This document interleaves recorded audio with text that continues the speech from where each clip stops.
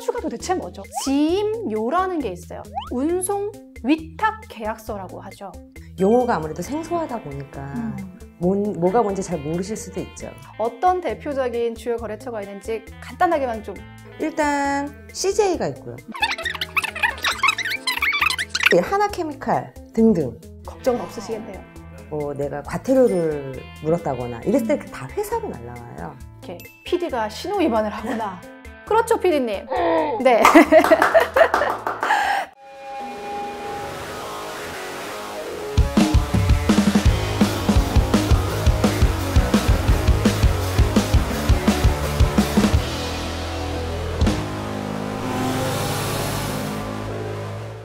좋아요, 구독.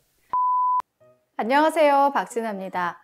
코로나19의 한파까지, 그리고 또 한파가 지나니까 미세먼지까지 정말 하루가 멀다 하고 너무 어려운 일들이 많은 요즘입니다. 하지만 이런 속에서도 희망을 품고 열심히 일하시는 분들이 있죠. 바로 지입차 차주님들인데요. 관련한 내용들 건강하고 올바른 정보 함께 하겠습니다. 오늘 문노지스 최정은 이사님과 함께 합니다. 이사님 안녕하세요. 안녕하세요. 이사님, 오늘은 또 이렇게 장소를 옮겨봤어요. 네. 너무 따뜻한 이곳 어디죠? 저희 문노지스 사무실입니다.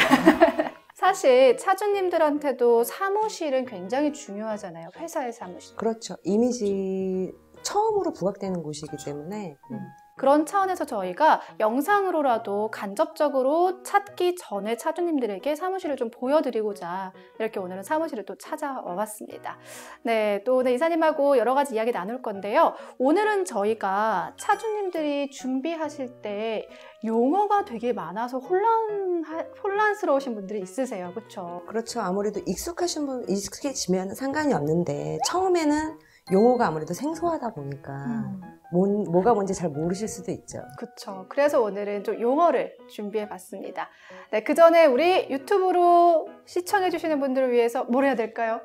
좋아요, 구독. 뭔가 소극적으로 변하셨는데요. 부끄러워서.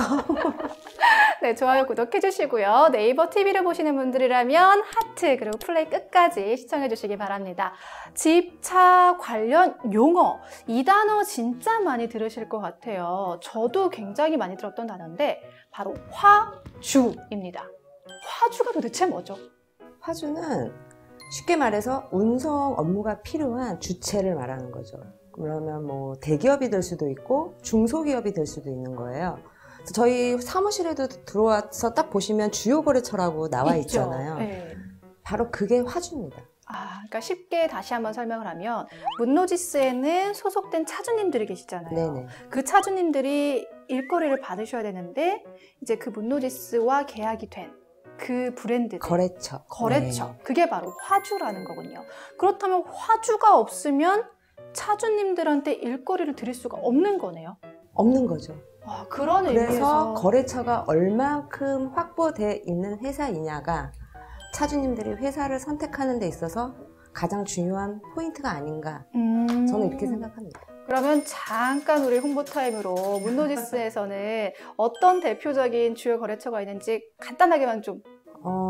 잠시만요. 많아서 컨닝하시는 건가요? 일단 CJ가 있고요. 대한통운, 한전택배, GS칼텍스, LG전자, 키노, 동서식품, 3M, 그다음에 SK, LG바레트, 아무튼 또 하나케미칼 등등. 진짜 정말 한두 군데가 아니라서 이 정도 화주와 함께 일을 한다면 걱정은 없으시겠네요. 회사를 선택함에 있어서 이 회사가 얼마만큼의 거래처를 확보하고 있느냐, 그게 회사 선택의 가장 중요한 체크포인트 아닌가, 저는 그렇게 생각을 합니다. 네, 그런 의미로 여러분 화주라는 단어 꼭 다시 한번 기억해 주셨으면 좋겠고요.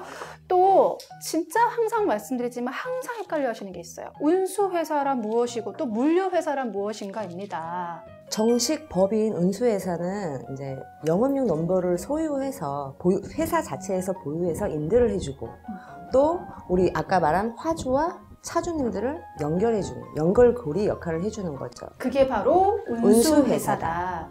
그러면 물류회사는 물동량을 보유해서 그 물동량으로 배차와 운송 업무를 전담하는 그런 회사를 말하는 거죠. 그러면은 이게 일을 처음에 예비 차주님들이 와서 이제 계약을 하고 일을 시작할 때는 운수회사에서 하는 일들을 이제 하게 되는 거고, 일을 시작하는 동시에는 물류회사 관련된 일을 하게 되시는 거네요. 그렇죠. 그런 회사를 동시에 이루어지는 회사가 저희 회사인 거죠. 그러니까 문노지스는 운수회사이자 물류회사다. 네. 둘 다다. 이게 그냥 하는 게 아니라 등록증이 있다 없다. 당연히 있어야지만 할 수 있다. 그렇습니다. 네, 정당하게 다 등록증을 가지고 운수회사, 물류회사를 네, 운행하고 계신다고 합니다. 이렇게 두 가지 정도 또 알아봤는데 너무 많아요, 단어가. 그렇죠? 그 다음 또 많이 궁금해하시는 게 시작하면서 또 지임료라는 게 있어요. 지임료 뭐예요, 이거는? 이거 많이 물어보시죠, 차주님들. 그렇죠. 아무래도 비용을 지불해야 되는 부분이기 때문에. 근데 이거는 이제 차주가 계약을 지임료를 하시면서 회사와 계약을 하고 나서 회사에 차주가 내는 비용인 거죠. 지입차에 관련된 모든 관리를 회사에서 해주는 거죠. 구체적으로 어떤 관리들이 있죠? 이제 근무 체계라던가 차 관리, 차량 관리, 그 다음에 행정 업무 같은 거, 세금이라던가 내가 과태료를 물었다거나 이랬을 때 다 회사로 날라와요. 아, 맞아요. 차 같은 경우 보면은 저희도 회사 차 이런 거 보면 이렇게 PD가 신호 위반을 하거나 네. 이랬을 때 그 개인이 아니고 네네. 회사로 오잖아요. 이제 그런 거에 대해서 고지를 해준다거나 이제 이런 제반적인 업무를 해주시는 또 거군요. 보험 같은 경우에도 이 차주님들이 깜빡깜빡 잊으시거든요. 맞아요, 맞아요. 그래서 이제 그런 모든 관리를 회사에서 처리해 드리는 거죠. 그럼 당연히 그만한 이제 비용이 들어갈 테고, 그래서 이제 최소한의 그 비용을 네네네. 지임료라고 하는 네네. 거군요. 또 요거 많이 중요할 것 같아요. 운송 위탁 계약서라고 하죠. 이름이 너무 어려워요. 네, 운송 말은 위탁 계약서. 어렵죠. 근데 이것은 화주와 운수회사와의 계약입니다. 다시 정리해보죠. 운수회사 문노지스가 있고요. 화주. 거래처. 예를 들면 CJ라고 해볼까요? 네. 그 운수회사와 그 화주, 우리한테 일을 주는 거래처와의 계약이죠. 언제부터 언제까지 우리는 운송 업무를 너희 회사에게 맡기겠다. 니네가 해줘라. 이런 계약서가 되는 거죠. 그게 바로 운송 위탁 계약서. 네네. 근데 이게 왜 중요한 거죠? 이 계약서가 그 회사의 물동량이 되기 때문입니다. 다시 말해서 우리 미래의 차주님들의 수입에 직결되는 문제예요. 딱 그렇죠. 그거죠. 네. 그럼 만약에 어떤 차주님이 오셨어요. 띵동 띵동 띵동. 저 이사님, 저 그때 그 운송 위탁 계약서라는 거 방송에서 봤는데 그거 저 보고 싶어요. 보여주세요. 당장 보여드려요. 한치의 고민도 없이. 자신 있으니까 보여드리는 거거든요. 그런 거는. 보고 싶어요 하면은 당연히 보여드립니다. 그거는 계약을 하시기 전에 차주님들의 권리입니다. 체크 포인트. 가장 중요한, 내 수입의 가장 중요한 그 계약서를 통해서 내 눈으로 확인하고 가는 거거든요. 그렇기 때문에 그 계약서를 확인하시는 게 회사 선택하는 가장 중요한 포인트라고 저는 말씀드리고 싶습니다. 말 그대로 중간에 무슨 단계 없이 다이렉트로 계약이 되는 거잖아요. 그렇죠.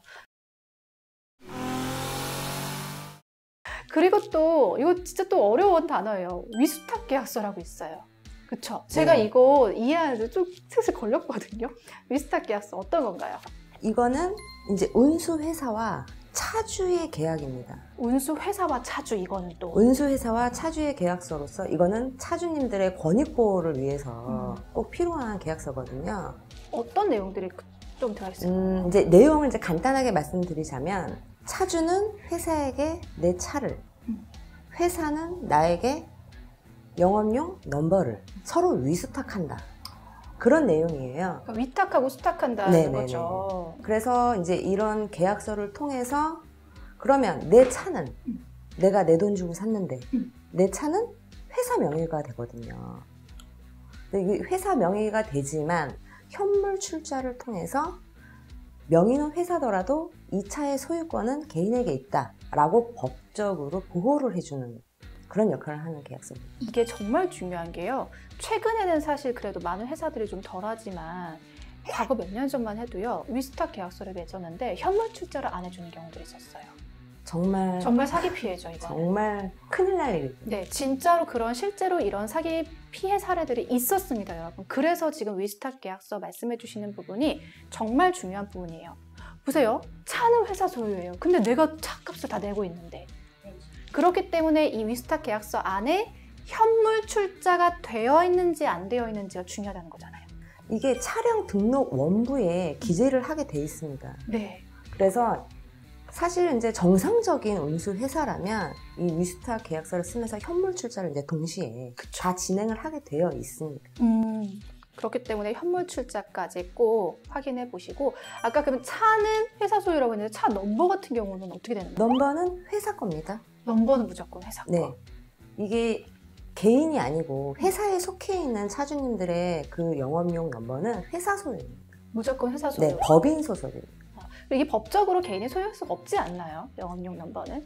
절대 안 되죠. 개인 네. 소유가 될 수 없습니다. 네, 맞아요. 그래서 예전에 뭐 아주 나쁜 사례이긴 한데 나쁜 마음을 애초에 먹고 사실 이 번호 영업용 번호판이 사실 비싸게 거래가 되거든요. 나라에서 나라에서 거래를 못하게 해놨기 때문에 굉장히 이제 비싼 가격으로 몇 천만 원씩 한단 말이에요.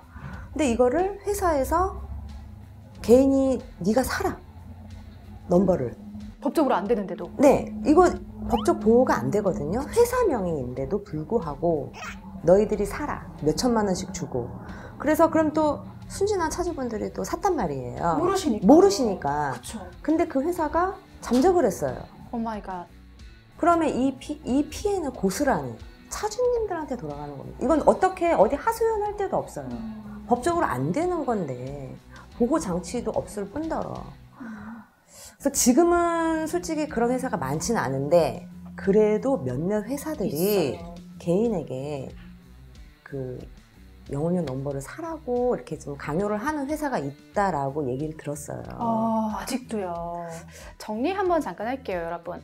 위스탁 계약서 작성하실 때요. 이 차는 말씀드린 것처럼 회사의 소유가 맞습니다. 네. 근데 현물 출자를 통해서 그 소유권이 개인한테 있도록 만들어주는 게 그 바로 현물 출자라고 하거든요. 위스탁 계약서 쓸 때 현물 출자라는 부분이 있는지, 그리고 내 차 가격과 반드시 동일한지 꼭 체크해 주셔야 되고요. 두 번째, 영업용 넘버, 즉 법인의 영업용 넘버는요. 100만 원을 주고 1000만 원을 주고 억을 줘도 구매하실 수 없습니다. 법적으로요. 법인의 영업용 넘버요. 그런데 만약에 여러분들이 찾으시는 그 회사에서 법인 회사인데 이 영업용 넘버 너한테 줄게. 원래 시세가 1000만 원인데 800에 줄게. 이렇게 속삭인다면 이건 사기일 수 있습니다, 여러분.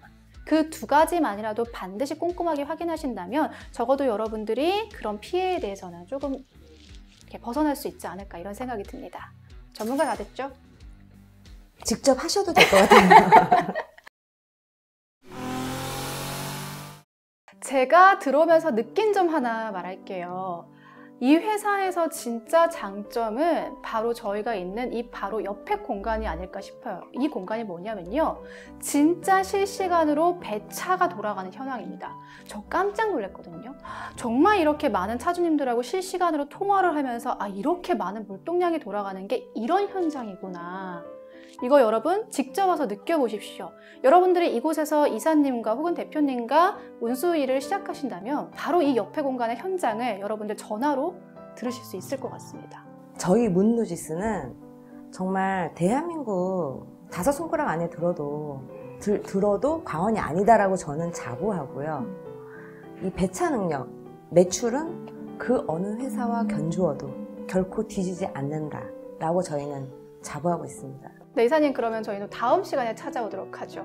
네. 다음 시간에 뵐게요. 안녕. 안녕.